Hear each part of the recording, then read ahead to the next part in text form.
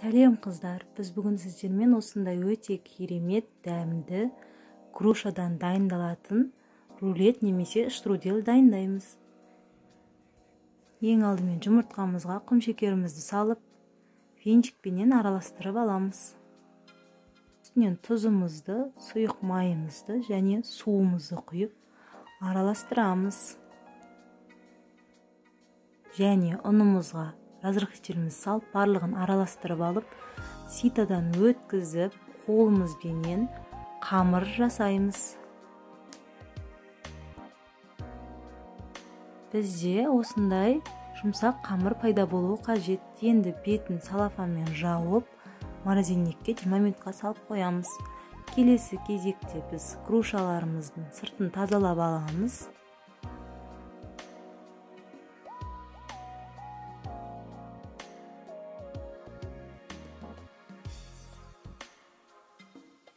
Грушаларымызды 4 бұрышты етіп турап аламыз. Менімен бірге міндетті түрде жасап көріңіздер. Өте оңай, өте тез дайындалатын, дәмі сондай ерекше болып шығатын рулет. Келесі кезекте табамызға майымызды құйып, үстінен грушамызды салып, үстінен 1 ас қасық крахмалымызды және 4 ас қасық құмшекерімізді салып, барлығын орташа отта араластырып отырамыз.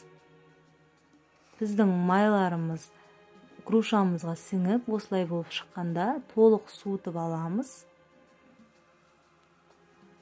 Үстінен қалауыңыз бойынша мак қоссаңыздар болады. Енді біз қамырымызды морозильниктен шығардық. Сопақша тәрізді етіп жайып аламыз. Егер сіз грушаны ұнатпайтын болсаңыз, алмамен жасасаңыздар да болады.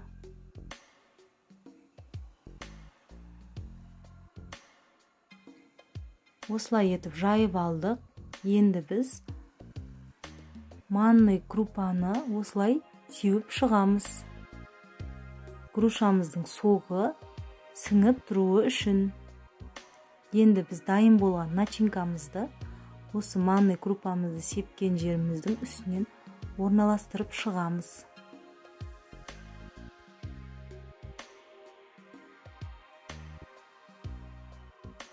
Және осылай видеодағыдай барлық жағын орап,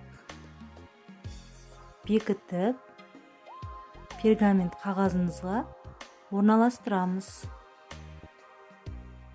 Осылай домалақ етіп орналастырып, қамырымызды бір-біріне жабыстырып, үстінен сары жұмыртқамызды жағып шығамыз. Қызып тұрған пешімізде 200 градуста 25-30 минут пісіріп аламыз. Бетіне осылай әсемдеу үшін мак сепсеңіздер болады. Біздің рулетіміз пісіп шықты. Осындай өте әдемі болып пісті. Қазір сіздерге кесіп көрсетемін. Осындай өте жұмсақ болып шығады. Дәмі де сондай ерекше. Барлықтарыңызға ас болсын. Каналыма лайк басып, тіркеліп, қоңыраушаны басуды ұмытпаңыздар.